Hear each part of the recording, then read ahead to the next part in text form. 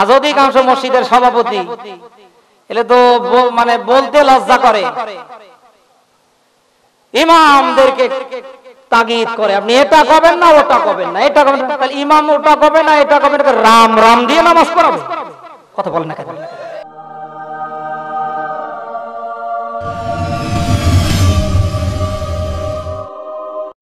তুমি যদি এতই বক্তা এতই পারো তো তুমি একদিন নামাজ পড়ো। কথা বলেন না।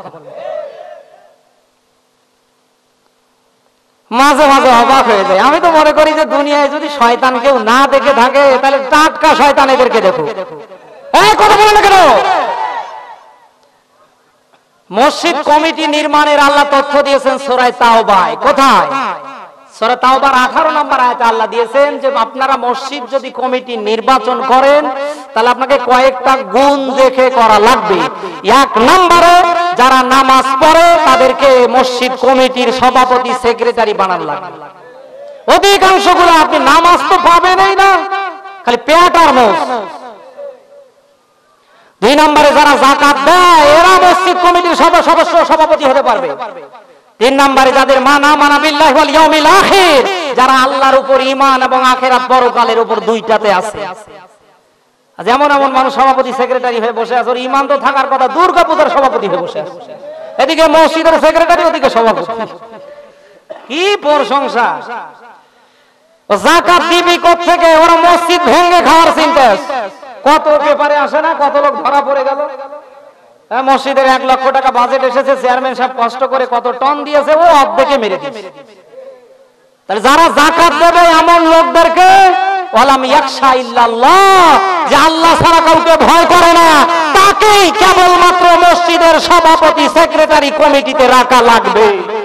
কোরআন দিয়ে কমিটি নির্বাচন হচ্ছে না, এই জন্য মসজিদে হক কথা হচ্ছে না।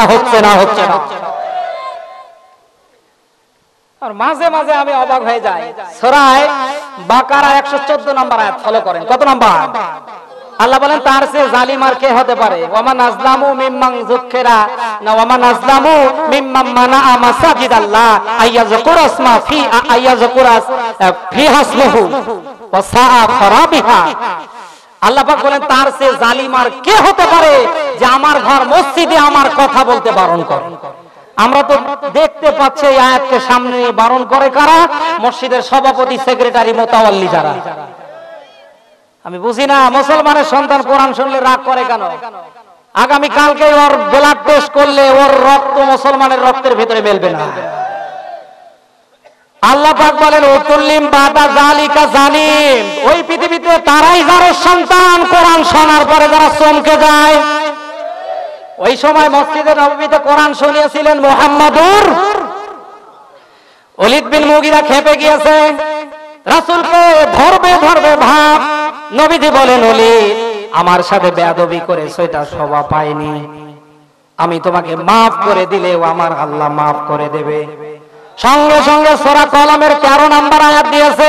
আল্লাহ বলেন হে নবী আপনি মাফ করলেও আমি আল্লাহ মাফ করলাম না, এটা টাটকা জারজ।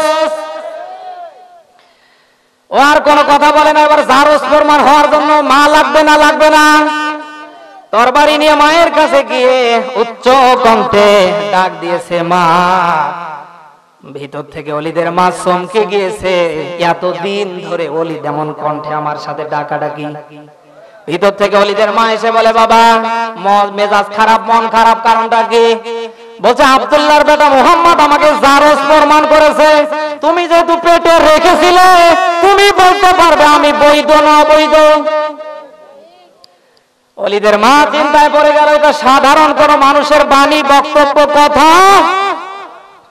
চিন্তা করলেন ও বাবা সাধারণ মক্কার কোন মানুষ যদি বলতো আমি মেনে নিতাম। আব্দুল্লাহর বেটা মুহাম্মাদের চরিত্র ফুলের মতো পবিত্র, আমি তাকে তিল তিল করে চিনি, তার উপর আমি ঈমান এনেছি। প্রয়োজনে তোমার কাছে আজকে জীবন দিব, তারপর তার বিরুদ্ধে কথা বলবো। স্বীকার করলো হ্যাঁ বাবা তুমি আসলে বৈধ সন্তান না। বৈধ সন্তান? বৈধ বাপের তুমি বৈধ সন্তান না, তুমি অবৈধ সন্তান। আমার ভাইয়ের থেকে শিক্ষা দিচ্ছি, মুসলমান হয়ে আজও পৃথিবীতে কোরআন যাদের সহ্য হয় না, কোরআনের আলোচনা শুনলে পরে নানা অ্যালার্জি যাদের জাগে, বোঝা লাগবে এরা এখনো মুমিন হতে পারেনি। আল্লাহ বলেন মুমিনের 2 নাম্বার গুণ আমি আল্লাহ দিলাম, কোরআন যখন তাদের সামনে আলোচনায় করা হবে, তেলাওয়াত করা হবে, সাদাতহুম ঈমানা, ওদের ঈমান বাড়বে। 3 নম্বরে আল্লাহ বলেন ওয়ালা রাব্বিহিম ইয়াতাওয়াক্কালুন, মুমিন ভরসা করবে কার উপরে? আরো জোরে বলেন। আপদ দিতে পারে, বিপদ দিতে পারে, মুক্তি করতে পারে কে? সুস্থ রাখতে পারে কে? অসুস্থ রাখতে পারে কে? বড় লোক করতে পারে কে? ছোট লোক করতে পারে কে? রাস্তায় নামিয়ে ভিক্ষা করিয়ে অপমান করতে পারে কে? প্রত্যেকটা জায়গায় মুমিন হলে ভরসা হবে কার উপরে? আজ অধিকাংশ মানুষের ভরসা কুকুরের চেয়েও খারাপ। কথা বলে না কেন?